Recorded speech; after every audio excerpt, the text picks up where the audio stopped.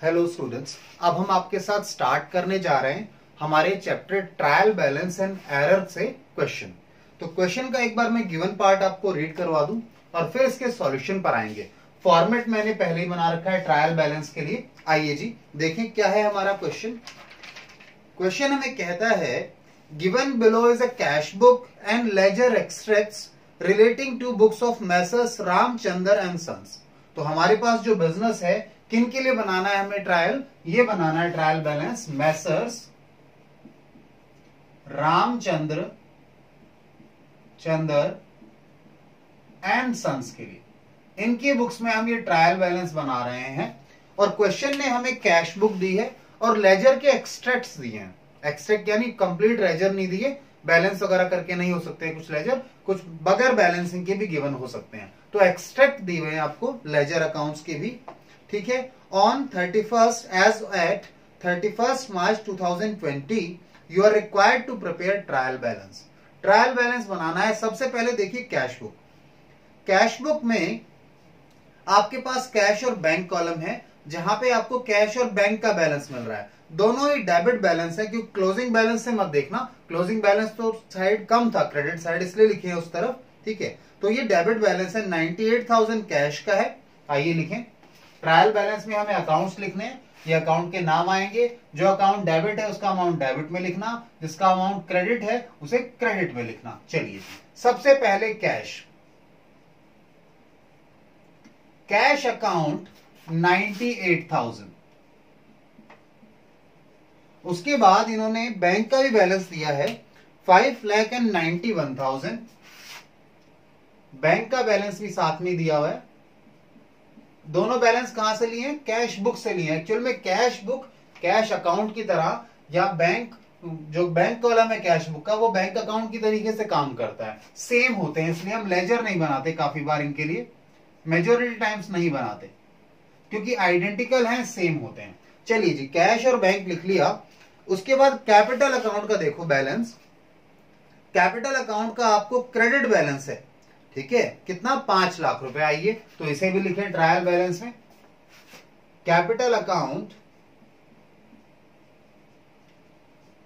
Debit नहीं credit balance है 5 lakh rupees.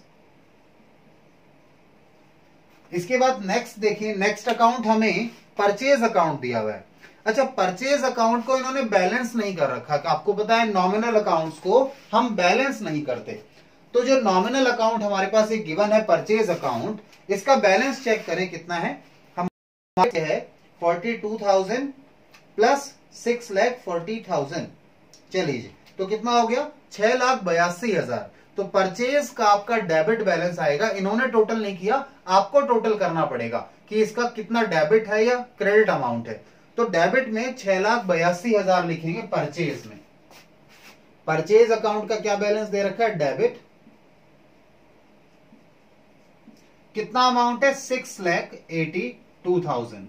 ये हमने क्या किया? टोटल किया है। दो अमाउंट थे परचेज अकाउंट में, एक तो बैंक यानी परचेजेस हुई है परचेज अकाउंट में, एक तो परचेज बुक से एंट्री आई है 31 मार्च को, एक 31 जैन को, और एक 3 जनवरी को एंट्री हो रहा है बैंक से, यानी वो परचेज आपने नगद में खरीदा है, बैंक से पेमेंट हुई होगी। बाकी आपके उधार आए जो हैं क्रेडिट परचेजेस है वो परचेज बुक से आ गए। आइए जी परचेज रिटर्न बुक पर आए। आपको पता है परचेज रिटर्न परचेज का अपोजिट है। तो परचेज का बैलेंस अगर डेबिट होता है तो परचेज रिटर्न का कैसा होगा? क्रेडिट बैलेंस आएगा जी। चलिए आइए इसे भी लिखें। परचेज रिटर्न में देखिए तो सन्ड्री परचेज रिटर्न बुक से 10,000 रुपए आए, और कैश में आपने कुछ सामान नगद खरीदा होगा तो उन्हें नगद वापस कर दिया, कैश मिल गया, ठीक है। तो इन सब का टोटल करो। बैंक से खरीदा था, बैंक से पेमेंट की थी, बैंक में भी अमाउंट आ गया होगा। सन्ड्रीज एज पर सेल्स, अच्छा सॉरी माय मिस्टेक, मैं सेल्स अकाउंट में चला गया। परचेज रिटर्न बुक में तो एक ही अमाउंट है, माय मिस्टेक। नेक्स्ट पेज पे ना मैंने ऊपर नाम नहीं देखा था। तो परचेज रिटर्न बुक का क्रेडिट बैलेंस है 10,000 रुपए। आइए इसे भी लिखें। परचेज रिटर्न अकाउंट से, परचेज रिटर्न बुक तो नहीं बोल दिया मैंने इसे शायद, परचेज रिटर्न अकाउंट है जी, और इसका बैलेंस कैसा है? क्रेडिट 10,000। परचेज बुक से तो एंट्री आ रखी थी इसमें। परचेज रिटर्न अकाउंट के बाद अगला है सेल्स का। सेल्स भी नॉमिनल अकाउंट है, इन्होंने टोटल नहीं किया, आपको टोटल करना पड़ेगा 36,000 प्लस 20,000 एंड प्लस 9,25,000, 9,81,000 सेल्स का अमाउंट है, यानी सेल्स अकाउंट का कितना अमाउंट है, और ये बैलेंस कैसा है, क्रेडिट बैलेंस है जी, 9,81,000 रुपए। ठीक है, आइए इसके बाद देखिए और कौन सा अकाउंट है हमारे पास। सेल्स के बाद आपके पास सेल्स रिटर्न अकाउंट है और डेबिट बैलेंस है इसका। डेबिट में ये, क्रेडिट में कुछ है ही नहीं, जिस साइड ज्यादा होता है वही लिखा जाता है, बैलेंस वही माना जाता है। तो 15,000 है जी सेल्स रिटर्न। आइए सेल्स रिटर्न अकाउंट कितना है, 15,000। ठीक है, सेल्स क्रेडिट होती है, सेल्स रिटर्न डेबिट होते हैं, अपोजिट है एक दूसरे के। इसके बाद बात करें, हमारे पास मुकेश का अकाउंट है और मुकेश का इन्होंने कहा है हमने परचेजेस किए थे 6,40,000 के, उसमें से कुछ पेमेंट आ गया, कुछ सामान वापस कर दिया। ठीक है, कुछ पेमेंट आपने कर दिया, सॉरी परचेज किया था, तो अभी अभी कितना पेमेंट देना है उन्हें, जो ये क्लोजिंग बैलेंस आ रहा है ना डेबिट साइड में। ठीक है, यानी क्रेडिट साइड ज्यादा रहा होगा, यानी क्रेडिट बैलेंस है, या फिर ओपनिंग से चेक कर सकते हो। ठीक है, या तो क्लोजिंग का अपोजिट माना करो बैलेंस को, या फिर ओपनिंग का जिस साइड है वो माना करो। तो ओपनिंग बैलेंस ब्रॉट डाउन जो 1 फरवरी को है वही बैलेंस मानेंगे इनका, 78,000 क्रेडिट। मुकेश हमारा क्रेडिटर है, मुकेश का अकाउंट बना रहे हैं, और क्रेडिटर है तो क्रेडिट में आएगा, अमाउंट कितना था 78,000,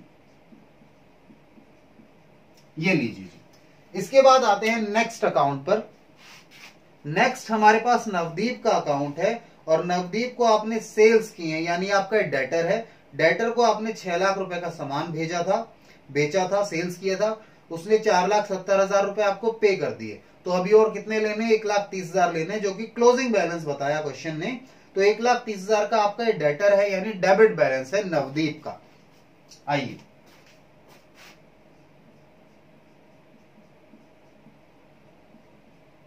नवदीप अकाउंट डेबिट बैलेंस आ गया कितना, 1 लाख, कितना बोला था, 1,30,000, 1,30,000 रुपए। आइए जी, नवदीप के अकाउंट के बाद अगला अकाउंट क्वेश्चन ने दिया है ओंकारेश्वर, अच्छा नाम थोड़ा अजीब सा था, पढ़ने में मुझे दिक्कत हो गई। ओंकारेश्वर जो है, इनको भी आपने सेल्स ही किए थे, कुछ सामान इन्हें वापस भेज दिया, आपको पेमेंट कर दिया, बाकी 45,000 रुपए आपको लेना है इससे। ठीक है, स्पेलिंग में दिक्कत हो जाए तो देख लेना जी। ऑन, ये वीवर, ओंकारेश्वर अकाउंट है, आपने इनसे पैसा लेना है, क्लोजिंग है इनका 45,000 रुपए, 45,000 लेना है, डेटर है आपके, ये डेबिट साइड में बैलेंस आ गया। ये क्रेडिटर था, ये दोनों डेटर रहे आपके। इसके बाद देखिए ओंकारेश्वर के बाद आखिरी अकाउंट है जी रेंट अकाउंट। नॉमिनल है इसलिए बैलेंस करके दिखाया नहीं, बट देखो केवल डेबिट में ही एंट्री है, नहीं डेबिट है, बैलेंस 8,000 रुपए का। आइए जी, रेंट अकाउंट 8,000 रुपए का बैलेंस है, ये आ गया नील। अब आप क्या काम करेंगे, अगला काम ये है जी, आपको डेबिट और क्रेडिट का टोटल करना है। अगर टोटल सही आता है तो सब कुछ सही है, अदरवाइज आपने कर दी है मिस्टेक। तो आइए जी टोटल करके देखें, डेबिट और क्रेडिट का आपके साथ हम लोग पहले डेबिट कर लेते हैं। डेबिट अमाउंट का 98,000, 5,91,000, then 6,82,000, then 15,000, then 1,30,000 plus 45,000 plus 8,000 जी 15,69,000। ठीक है, 15,69,000 आ रहा है,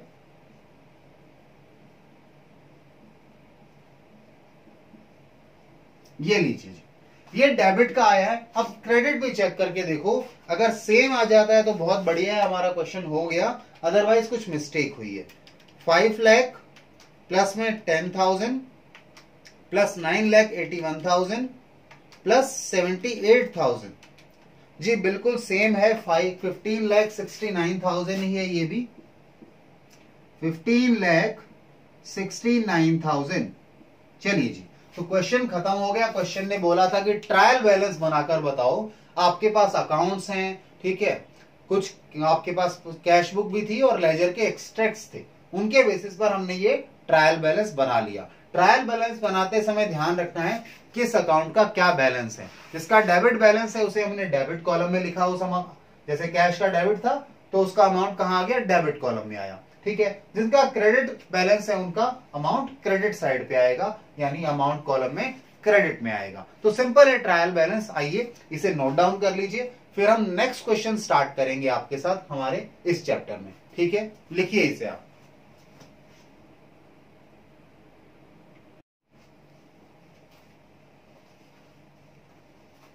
हाँ जी, तो नेक्स्ट क्वेश्चन स्टार्ट कर रहे हैं trial balance and errors chapter से आपके साथ। और क्वेश्चन का गिवन पार्ट मैं आपको रीड कर देता हूं, ठीक है। सॉल्यूशन के लिए मैंने ट्रायल बैलेंस का फॉर्मेट बना रखा है, क्योंकि ट्रायल बैलेंस बनाने को बोलेगा क्वेश्चन आपको। तो देखिए जी, क्वेश्चन कहता है from the following balances taken from the books of Messrs Dwarka Prasad and sons, ठीक है, as at 31 March 2017 prepare trial balance in proper form. तो प्रॉपर फॉर्मेट के लिए हम बनाने को बोला है और फॉर्मेट हमने बना रखा है। जो फर्म है इसका नाम है द्वारका प्रसाद एंड सन्स। तो Messrs Dwarka Prasad and sons के बुक्स में आप क्या बना रहे हैं जी, ट्रायल बैलेंस बना रहे हैं। ट्रायल बैलेंस कब बनाया जा रहा है, डेट बहुत इंपॉर्टेंट होती है। एज ऑन या एज एट लिख लीजिए, एज एट 31, डेट दी है क्वेश्चन ने, एज एट 31 मार्च 2017। चलिए देखिए जी क्वेश्चन को ध्यान से। क्वेश्चन ने हमें नेम ऑफ अकाउंट्स दिए हैं और उनके अमाउंट बताए हैं, यानी ये नहीं बताया डेबिट बैलेंस है या क्रेडिट बैलेंस है। तो अगर क्वेश्चन कुछ नहीं बता रहा तो ध्यान देना जी, आपको अकाउंटिंग इक्वेशन याद होगी। अकाउंटिंग इक्वेशन याद है, चलो यहां लिख देता हूं। अकाउंटिंग इक्वेशन क्या थी जी, asset equals to capital plus liabilities, ठीक है। उसमें मैंने आपको ऐड करवाया था भैया, एक्सपेंस को माइनस करना होता है कैपिटल में से और इनकम को प्लस करना होता है। तो एक्सपेंस हम इस तरफ लिखते थे और इनकम इधर लिखते थे। तो इनका जो नॉर्मल नेचर है, यानी ये जब बढ़ते हैं तो ये क्या होते हैं, डेबिट होते हैं, और ये जब बढ़ते हैं इंक्रीज होते हैं तो ये क्रेडिट होते हैं। तो नॉर्मल बैलेंस किसी भी अकाउंट का उसके नेचर के बेसिस पर डिसाइड किया जाता है। अगर क्वेश्चन कुछ नहीं बताए कि पर्टिकुलर बैलेंस डेबिट है या क्रेडिट है, तो आमतौर पर इन जनरल एसेट है तो उसका डेबिट बैलेंस होगा, एक्सपेंस है तो उसका डेबिट बैलेंस होगा, अगर क्वेश्चन कुछ नहीं कह रहा तो, ठीक है। कैपिटल है तो उसका क्रेडिट बैलेंस होगा, लायबिलिटी है तो उसका क्रेडिट बैलेंस होगा, इनकम है तो उसका क्रेडिट बैलेंस होगा। यानी इनके बैलेंस जो क्रेडिट जो बढ़ते समय इनके बैलेंस होते हैं वो बैलेंस इनके माने जाते हैं, अगर क्वेश्चन कुछ नहीं कहे तो। इन जनरल हमेशा फॉलो करेंगे इस बात को हम। जैसे मैं कहूं एसेट्स का क्या बैलेंस होता है जी, डेबिट बैलेंस होता है। लायबिलिटी की बात करें, लायबिलिटी का क्या बैलेंस होता है, सर लायबिलिटी का क्रेडिट बैलेंस होता है, ठीक है। तो ये इन जनरल बात है जिसे हमें समझना है। तो यही रूल हम अप्लाई करेंगे ट्रायल बैलेंस बनाते समय, जहां वो नहीं बताएगा कि ये डेबिट है या क्रेडिट है, साफ साफ बता देगा। अगर कंफ्यूजन होगा कहीं, जहां लगता है क्वेश्चन को यहां क्लैरिटी देने की जरूरत है, तो वो बताएगा। अदरवाइज नहीं बता रहा, then you have to follow 10 rule. चलिए जी, सबसे पहले कैश इन हैंड दे रखा है आपको 4500 रुपए कैश। आइए जी, कैश इन हैंड यानी कैश अकाउंट के बारे में बात कर रहा है आपसे। 4500 रुपए, 4500, ठीक है। उसके बाद देखिए, अच्छा मैंने डेबिट में क्यों लिखा है, क्योंकि कैश है, एसेट है, डेबिट ही बैलेंस होता है हमेशा। इसके बाद देखिए नेक्स्ट है bank overdraft. Sir bank overdraft आपको पता है लायबिलिटी है, ठीक है, बैंक को पैसा देना है, बैंक से ज्यादा पैसा ले लिया, तो बैंक ओवरड्राफ्ट जो है वो लायबिलिटी है, तो उसका बैलेंस कैसा होगा सुनिए,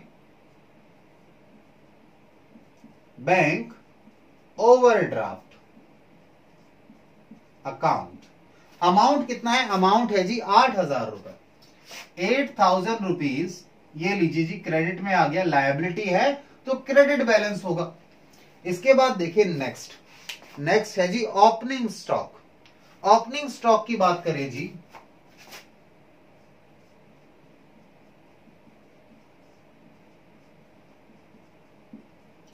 ओपनिंग स्टॉक यानी वो स्टॉक जो पिछली बार कंज्यूम नहीं हुआ था, यानी वो एसेट है, इस बार यूज कर लेंगे तो वो हमारे एक्सपेंस में कन्वर्ट हो जाएगा, उसे खर्चा भी मानोगे तो भी डेबिट ही होगा। स्टॉक को एसेट मानो तो भी डेबिट होने वाला है, एक्सपेंस मानोगे तो भी डेबिट होने वाला है। आइए जी 20,000 रुपए है डेबिट। इसके बाद देखिए स्टॉक के बाद नेक्स्ट है परचेजेस, 80,000 रुपए परचेजेस आपका खर्चा है। आइए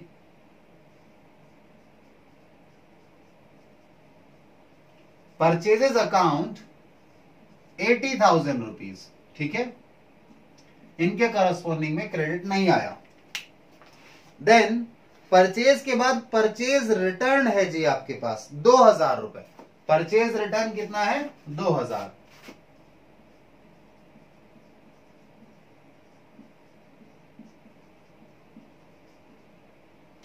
₹2,000 का क्रेडिट बैलेंस, क्योंकि परचेज के अपोजिट होता है परचेज रिटर्न। परचेज का अगर डेबिट बैलेंस है तो परचेज रिटर्न का क्या हो जाएगा, क्रेडिट बैलेंस हो जाएगा। इसके बाद देखिए जी सेल्स, सेल्स है 1,30,000 रुपए, सेल्स इनकम मानते हैं हम लोग। सेल्स अकाउंट 1,30,000 रुपए इनकम मानेंगे तो क्रेडिट बैलेंस होता है, इसका इनकम का क्रेडिट बैलेंस होता है। सेल्स रिटर्न है 5,000 रुपए, सेल्स रिटर्न है जी कितना 5,000। सेल्स अगर इनकम है तो सेल्स रिटर्न एक्सपेंस है, अपोजिट चलते हैं दोनों ये, ठीक है। आइए इसके बाद देखिए नेक्स्ट हमारे पास है ट्रेवलिंग एक्सपेंसेस। ट्रेवलिंग एक्सपेंसेस की बात करें तो मैं अब जल्दी से लिखता हूं थोड़ा, ठीक है ना। ट्रेवलिंग एक्सपेंसेस को देखिए जी, खर्चा है,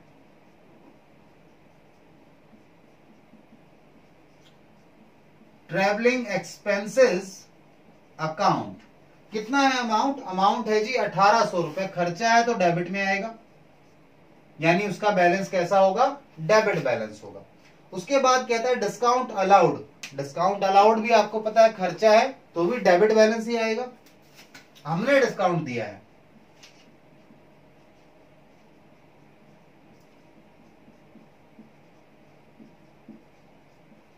डिस्काउंट अलाउड अकाउंट कितना है जी 600 रुपए, 600 भी डेबिट में आ गया, ठीक है।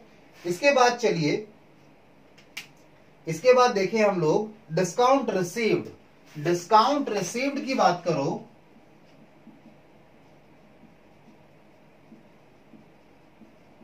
तो इनकम है, इनकम है तो क्रेडिट साइड में जाएगी।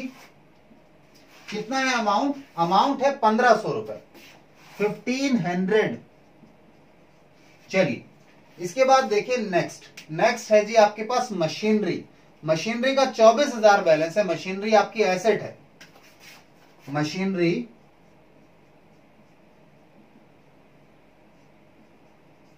अकाउंट कितना 24,000 रुपए,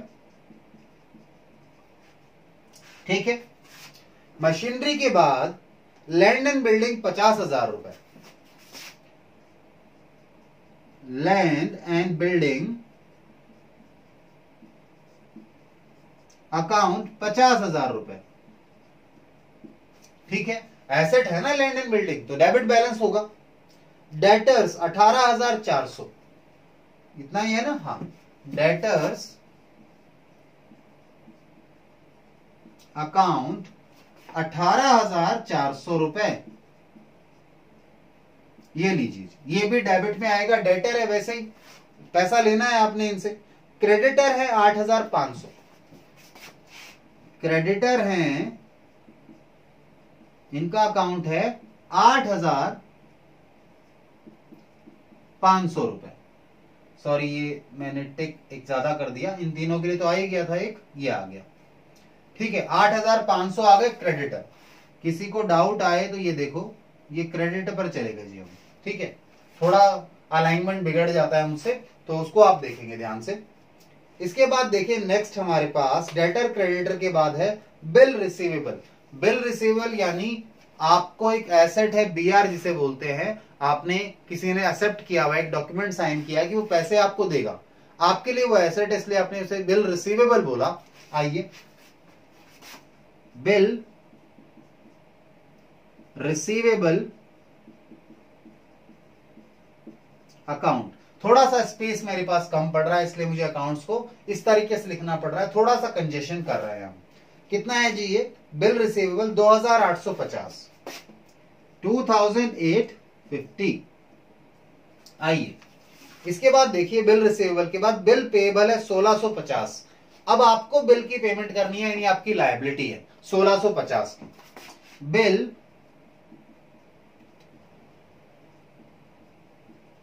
पेएबल अकाउंट कितना है जी? 1,650 रुपए। इसके बाद आ जाइए, नेक्स्ट है कैपिटल 60,000 रुपए, क्रेडिट बैलेंस होगा। कैपिटल अकाउंट 60,000 क्रेडिट बैलेंस हो गया जी।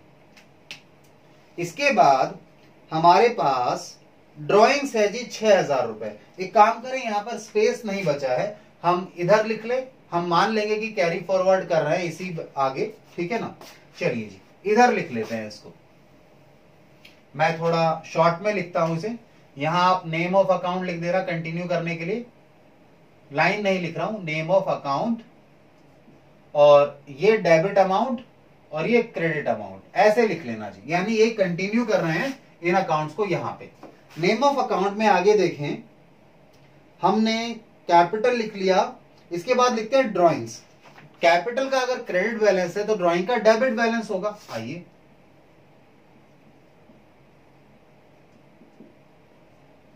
ड्राइंग्स अकाउंट, ड्राइंग्स अकाउंट का जो बैलेंस है ये है जी 6,000 रुपए, यानी आपने इस साल में कितनी ड्राइंग की है? 6,000 रुपए की। इसके बाद बात करें नेक्स्ट, ड्राइंग के बाद है जी रेंट 3,700। रेंट कुछ भी नहीं बोला तो खर्चा है 3,700 का, ठीक है जी। इसके बाद सैलरीज भी कुछ नहीं बोला तो खर्चा है,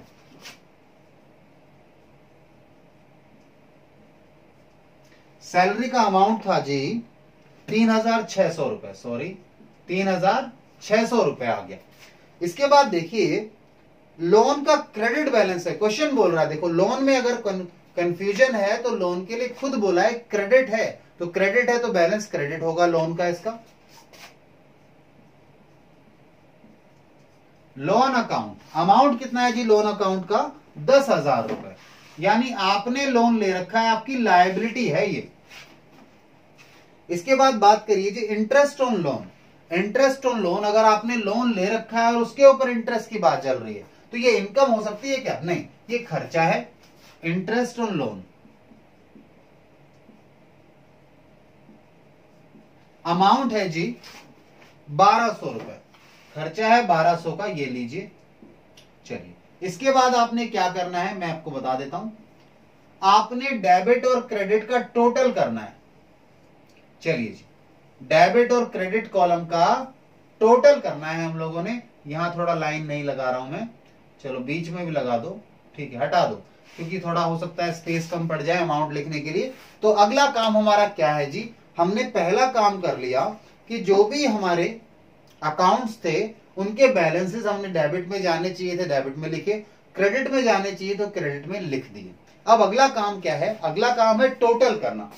डेबिट वाला कॉलम टोटल करें, सबसे पहले डेबिट टोटल करते हैं।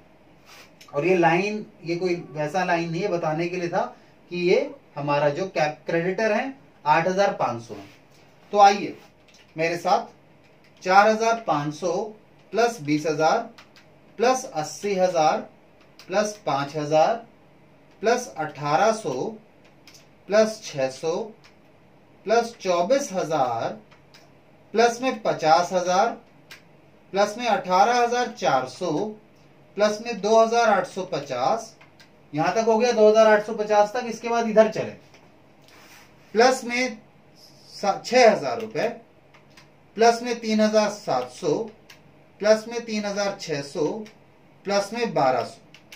टोटल कितना आ गया जी? टोटल आ गया 2,21,650। ठीक है, 2,21,650। ठीक है, अब अगर क्रेडिट साइड का भी यही आ जाता है तो हमारा आंसर मैच हो गया, क्योंकि डेबिट जो है उनके बराबर उतने ही क्रेडिट भी हैं। तो वो देखें, 8,000 रुपए, फिर 2,000 रुपए, फिर 1,30,000 रुपए, देन 1,500 रुपए है हमारे पास। 1,500 के बाद हमारे पास है जी ये 8,500, फिर 1,650, 60,000, और उधर फिर एक सिंगल अमाउंट है 10,000 का। तो इसका भी 2,21,650 ही आ रहा है। क्रेडिट साइड का भी 2,21,650 ही अमाउंट आ रहा है। इसका मतलब क्या है? आपने जो ट्रायल बैलेंस बनाया है वो बिल्कुल सही है। तो इसे अब आप नोट डाउन कीजिए, फिर हम नेक्स्ट क्वेश्चन पर चलेंगे आप लोगों के साथ। ठीक है जी।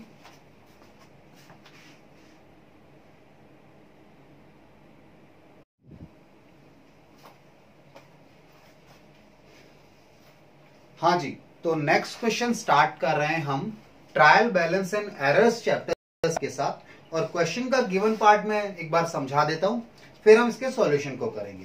क्वेश्चन कहता है prepare a trial balance from the following balances as at 31 March 2017। तो हम जो ये ट्रायल बैलेंस बना रहे हैं, ये बना रहे हैं एज एट 31 मार्च 17 को। ठीक है, ये डेट्स बदलती रहती हैं हर बार, क्वेश्चंस जब चेंज करते हैं। वो हो सकता है इस 2017 को कभी 2020 भी कर दे, तो बट टॉपिक हमारा यही है इस क्वेश्चन का। ठीक है, यानी जो इसके अंदर जो कंटेंट है वो यही रहेगा। क्वेश्चन कहता है, इन्होंने हमें बैलेंसेस दिए हुए हैं अकाउंट्स के, और ये नहीं बताया ज्यादातर में कि डेबिट है क्रेडिट है। तो अकाउंटिंग इक्वेशन वाले कॉन्सेप्ट से चलेंगे। एसेट्स है तो डेबिट बैलेंस है, एक्सपेंसेस है तो डेबिट बैलेंस है, लायबिलिटी है तो क्रेडिट बैलेंस है, कैपिटल है तो क्रेडिट बैलेंस है, इनकम है तो क्रेडिट बैलेंस है। सबसे पहले स्टॉक दे रखा है 1/4/2006 को, 16 को सॉरी, यानी ये ओपनिंग स्टॉक हो गया। आइए, स्टॉक 1/4/2016 का स्टॉक दिया है। अमाउंट कितना है? अमाउंट है 28,800, 28,800 रुपए। डेबिट बैलेंस आएगा स्टॉक का, या तो उसे एसेट मानो, पिछले साल क्लोजिंग एसेट था, बच गया था ना, इस बार वह यूज होगा। इसके बाद परचेजेस है 82,000 के, परचेजेस आपका खर्चा है। ठीक है, परचेजेस आपके लिए खर्चा है 82,000, 82,000। ठीक है, स्टॉक भी इस बार खर्चा ही बन जाएगा अगर कंज्यूम हो गया तो, अगर नहीं हुआ तो फिर अगले साल यूज आएगा क्लोजिंग में, एसेट की तरह लिख लेंगे आप उसे। उसके बाद सेल्स का वैल्यू है 1,60,000, सेल्स इनकम है, क्रेडिट होगा। सेल्स अकाउंट 1,60,000 रुपए। इसके बाद नेक्स्ट अमाउंट देखिए, नेक्स्ट क्या है जी? हाँ जी, तो नेक्स्ट हमारे पास है सेल्स के बाद वेजेस। वेजेस यानी जो आपने मजदूरी पे की है, यानी खर्चा है 16,160। वेजेस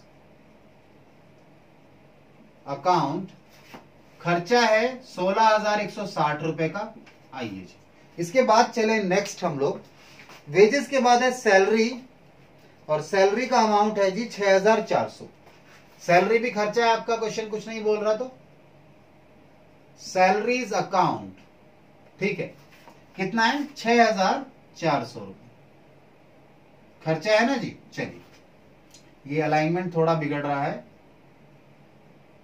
ठीक है ना, और ये सेल्स वाला अमाउंट इधर था। ठीक है, चलिए जी आगे चले। इसके बाद देखिए हमारे पास नेक्स्ट आ गया जी, वे सेल्स आ गया, वेजेस आ गया, सैलरी आ गया, रिपेयर चार्जेस। आपने रिपेयर कराया होगा, खर्चा हुआ है, रिपेयर चार्जेस पर लिखिए। आइए, रिपेयर चार्जेस कितना है जी, 500 रुपए, ये लीजिए रिपेयर चार्जेस के बाद।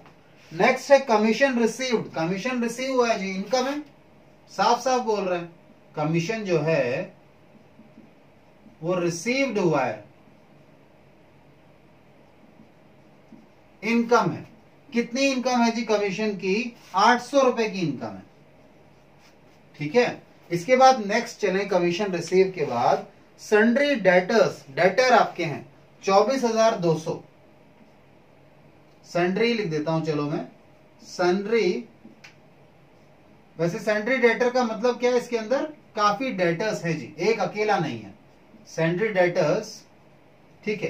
कितना है, 24,200 रुपए। डेबिट बैलेंस होगा, एसेट है आपके लिए, ठीक है, इनसे पैसा रियलाइज होना है।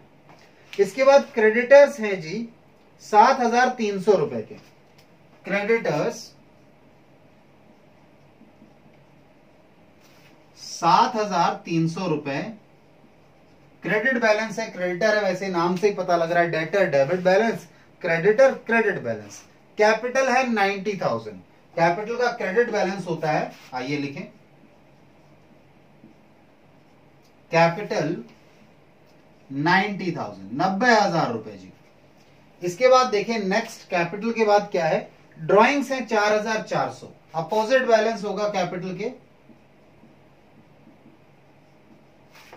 4,400 रुपए,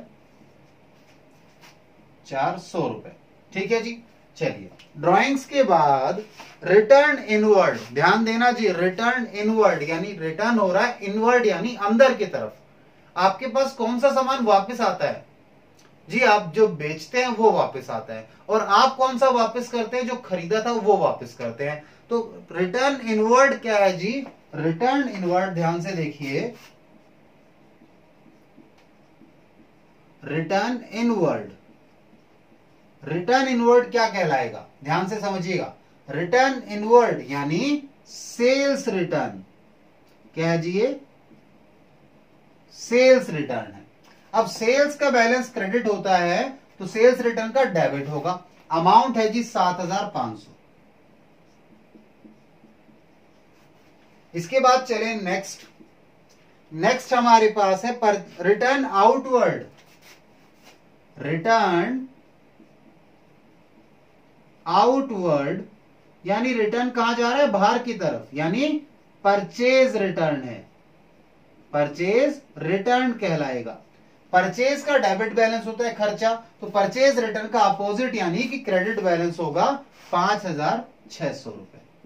अब यहां स्पेस नहीं है, आगे चलते हैं, फॉर्मेट नहीं बना हुआ बट ठीक है, आगे कंटिन्यू कर सकते हैं। इससे हम नेम लिख लें और जो अमाउंट डेबिट होगा और जो अमाउंट क्रेडिट होगा, ठीक है।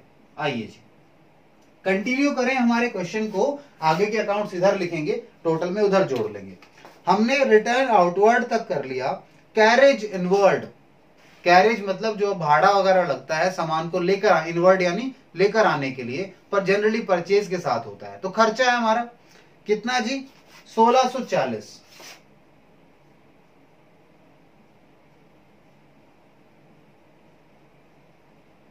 कैरेज इनवर्ड 1640 रुपए का खर्चा हो गया, ठीक है। वैसे अगर पास पास में लिखें तो अलाइनमेंट में दिक्कत कम आती है, इधर दूर है ना तो अलाइनमेंट थोड़ा सा बिगड़ जाता है मेरा यहाँ पे। आइए इसके बाद कैरेज आउटवर्ड, कैरेज आउटवर्ड जब सामान बाहर भेज रहे थे उस समय कैरेज भाड़ा दिया गया, तो वो कब दिया जाता है, सेल्स के ऊपर दिया जाता है। दिया हमने ही है, दोनों ही, तो दोनों ही खर्चा है। कैरेज इनवर्ड बोलो, कैरेज आउटवर्ड बोलो, दोनों क्या है, खर्चा है। कैरेज आउटवर्ड अमाउंट कितना है, अमाउंट है जी 3200 रुपए, 3,200, ठीक है। कैरेज आउटवर्ड के बाद आता है फर्नीचर। फर्नीचर आपको पता है एसेट है। आइए जी, फर्नीचर कितना दिया है इन्होंने, 12,000 रुपए, डेबिट में आएगा, एसेट है तो। इसके बाद देखिए नेक्स्ट, फर्नीचर के बाद है मोटर कार। मोटर कार भी एसेट है, 80,000 रुपए।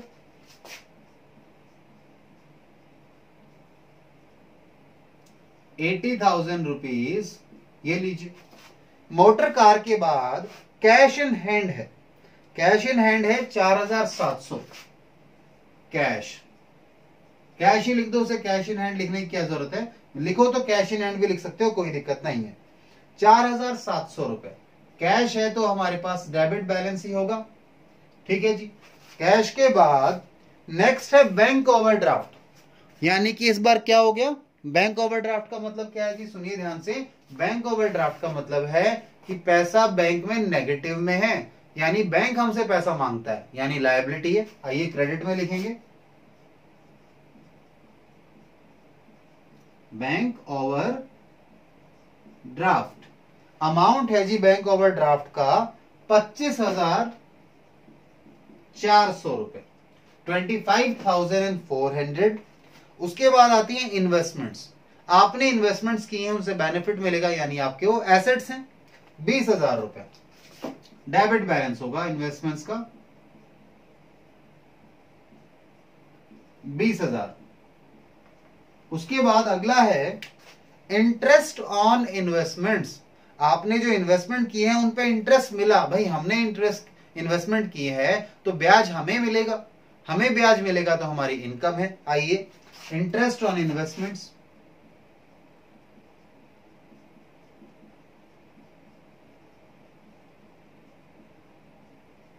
इंटरेस्ट ऑन इन्वेस्टमेंट्स हमारी इनकम है तो क्रेडिट साइड पे आएगी 2,400 रुपए, 2,400। अब लास्ट काम करना है क्वेश्चन का, क्या करना है जी, डेबिट कॉलम जो है हमारा यहां, आधा यहां है आधा यहां है, इसका पूरे का टोटल करो और वो आना चाहिए क्रेडिट कॉलम के बराबर। अगर मैच कर जाता है तो आंसर सही है, अदरवाइज कोई गलती हुई है। चलिए जी चेक करें। पहले डेबिट साइड को टोटल करना शुरू करते हैं। 28,800, 82,000 यानी 82,000, 16,160, 6,400, 500 रुपए, 24,200, 4400, 7,500, 1,640, 3,200, 12,000, 80,000, 4,700, 20,000। चलिए जी 2,91,500, 2,91,500। ये क्या आ गया जी हमारे पास, ये आ गया हमारे पास डेबिट कॉलम का, डेबिट के अमाउंट्स का टोटल आ गया। अब यही अगर क्रेडिट साइड का भी आ जाए तो आपका आंसर सही है, अदरवाइज कहीं ना कहीं मिस्टेक हुई है हमसे। तो आइए जी यहां भी चले। 1,60,000, 800, 7,300, 90,000, 5,600, 25,400 और 2,400। चलिए जी यहां टोटल कितना आया, इसको टोटल करके देखो क्रेडिट का।